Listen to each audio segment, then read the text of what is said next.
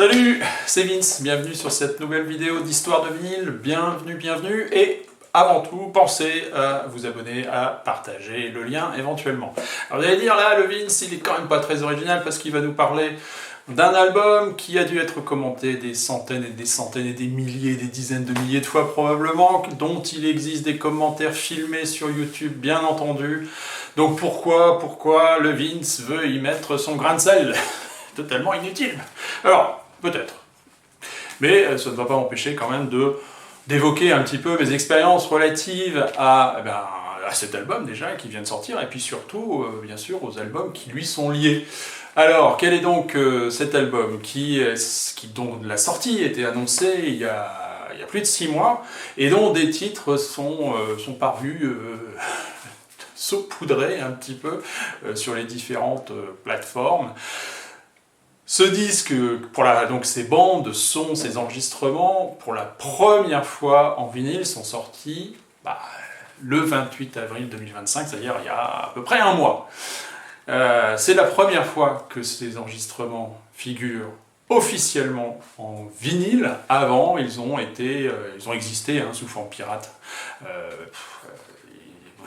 De nombreux enregistrements pirates en vinyle, et puis il y a quelques enregistrements officiels ou sorties officielles en numérique, en CD.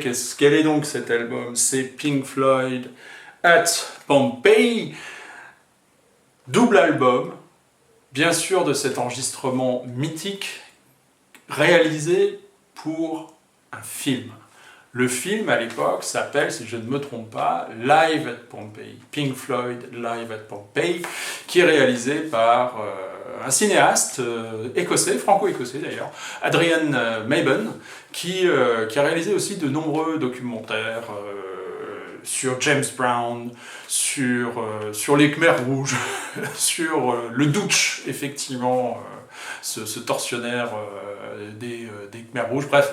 Un documentariste, et qui réalise effectivement ce film, Pink Floyd Live at Pompeii, qui sort initialement en 1972. L'enregistrement, lui, s'est réalisé sur 4 jours, je crois que c'est du 4 au 7 octobre 1971, dans un cirque antique à Pompéi.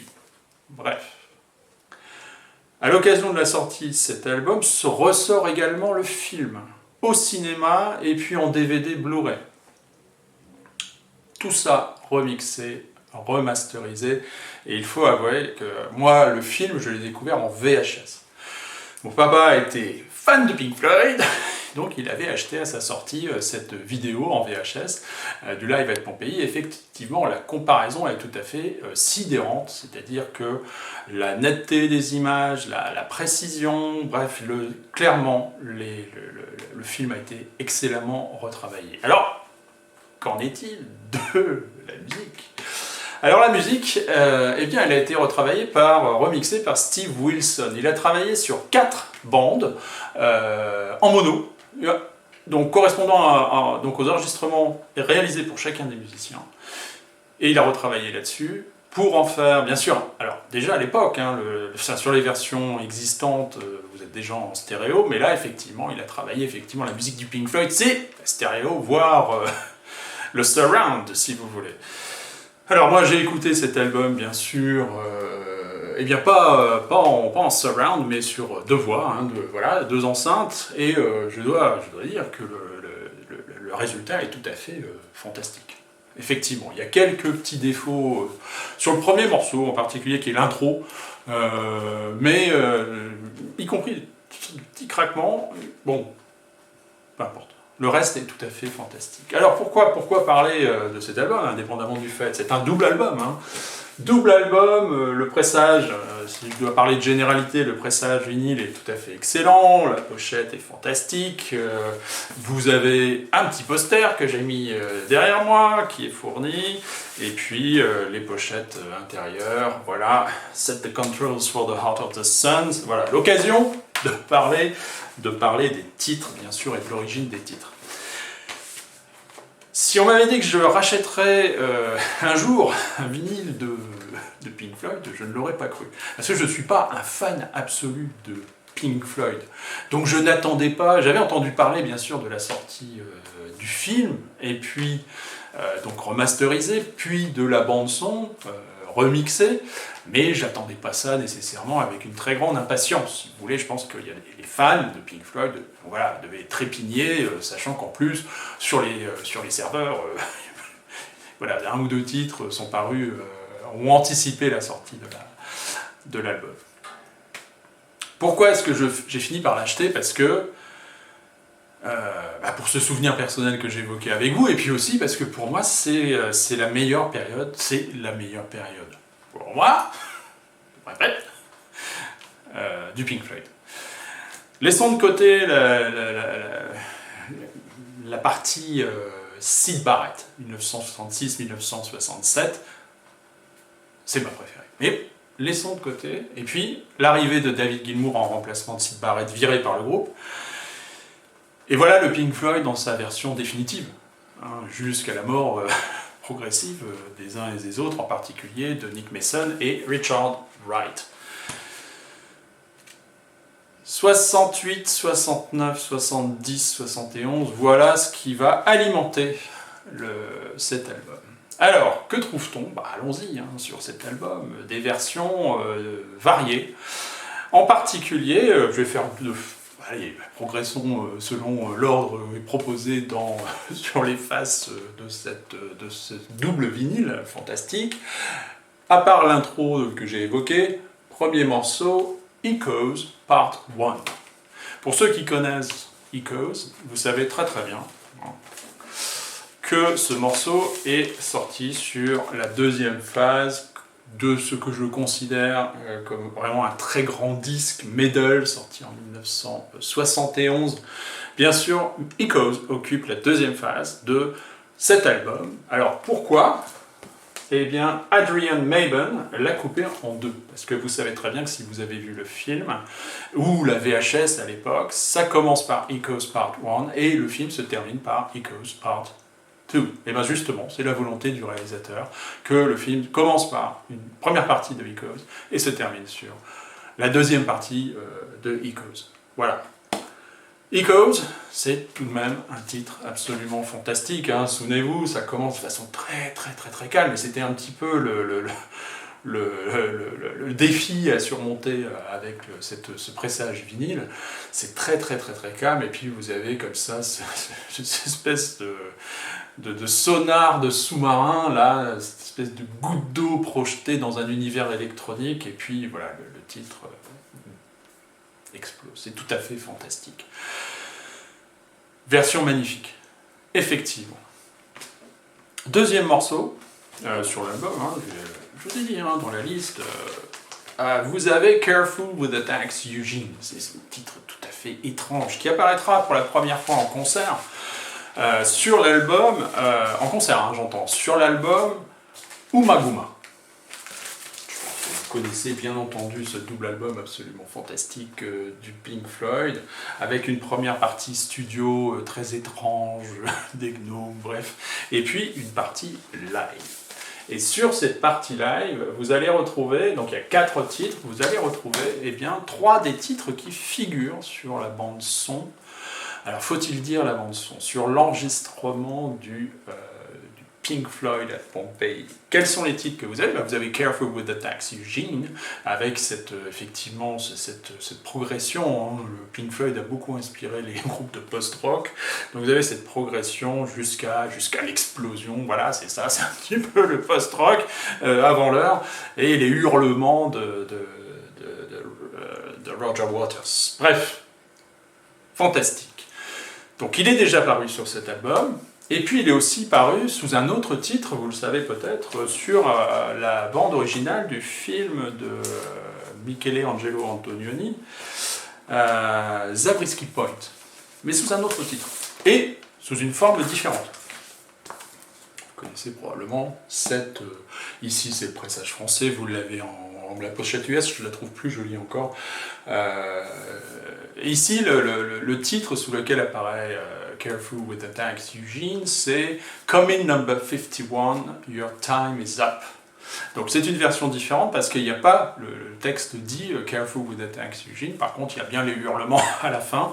Donc c'est une version totalement instrumentale mais passionnante. D'ailleurs la bande son ici est passionnante, hein. Vous retrouvez le groupe Kaleidoscope, vous retrouvez le Grateful Dead avec une version très très courte de Dark Star, et puis surtout un super morceau de Jerry Garcia du Grateful Dead, Love Scene. Vous avez John Fahey également qui apparaît, bref, à redécouvrir pour ceux qui ne connaîtraient pas ce...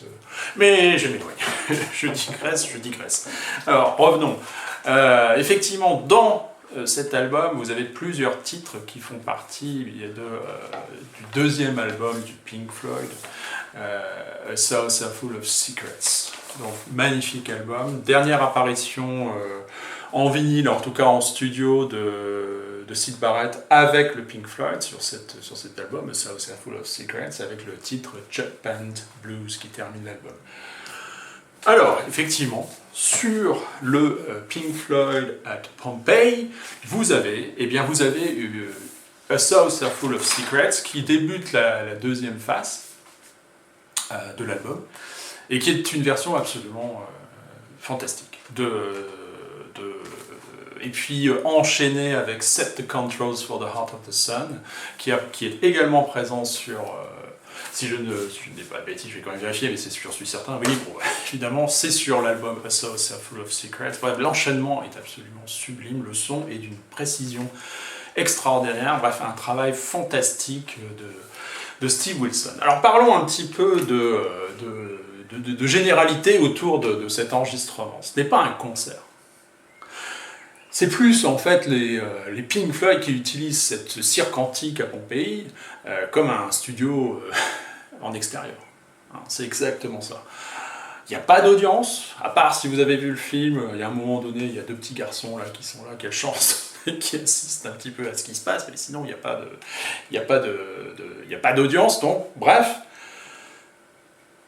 Le film alterne des prises de vue du groupe en train de jouer, des gros plans, et puis en surimposition, vous avez des images de fresques, filmées dans les villas de Pompéi, aussi les moulages des Pompéiens morts lors de l'éruption du volcan, bien sûr, du Vésuve.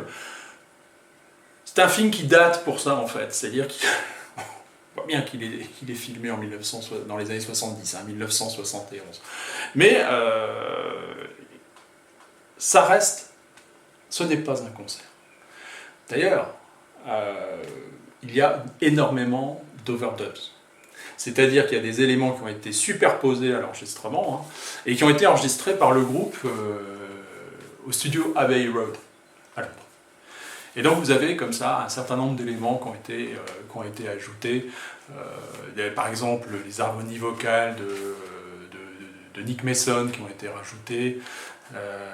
Careful with the Tanks Eugene les harmonies vocales c'est Richard Wright. C'est Nick Mason par contre qui a cette voix terrifiante sur One of these days I'm going to cut you into little pieces, qui est sur l'album Maiden. Absolument fantastique. Donc ça, ce sera pour la troisième phase, j'anticipe un petit peu. Vous avez aussi Mademoiselle Nubs, c'est un blues qui semblerait n'a pas été enregistré en Italie, il a été enregistré ailleurs en Angleterre, vous avez ce chien là, et ils le font, c'est un blues, Roger Waters est à l'harmonica, David Gilmour à la guitare, et vous avez le chien qui va se mettre à chanter, bref, à aboyer, et il aura un petit chocolat à la fin pour le récompenser, bref. Ça c'était la troisième phase. Et puis la quatrième phase, ce sont des prises un petit peu différentes de Careful with the Tanks Eugene, et puis A Saucer Full of Secrets, et donc il est indiqué unedited, et effectivement, et d'ailleurs en fait je trouve que la version est bien moins bonne que celle qui apparaît dans le film, et qui est effectivement ici proposée sur la deuxième phase de cet album. Bref, un enregistrement, pour moi, une très très grande réussite. Quelle écoute, quelle précision, tout y est en fait, c'est un superbe album, et je dois avouer que J'ai pris un plaisir extraordinaire à écouter, réécouter encore cet album. J'espère que pour vous ça a été la même chose. Je vous invite bien sûr à commenter mon commentaire de la... Qu'ajouter peut-être en précision, mais vous l'avez eu en incrustation, le film d'Antonioni Zabriskie Point, lui sort en 1970. Le Careful with Attack Eugene, vous avez compris, sous un titre différent, hein, Come In Number 51, apparaît déjà sur Umaguma en live, mais sous le nom Careful with Attack Eugene en 69. Bref, je pense ne pas avoir oublié énormément de choses. Allez voir le film, il est aussi sorti en DVD Blu-ray. Alors moi je n'ai pas de lecteur de DVD Blu-ray, donc je ne l'ai pas vu comme ça. C'est, semble-t-il, tout à fait fantastique, y compris la bande-son sur le Blu-ray, mais ça, je ne vais pas vous en parler, c'est une autre histoire, et puis ce n'est pas du vinyle. Voilà, Vince, it's me, cares about you. Allez, salut, à la prochaine.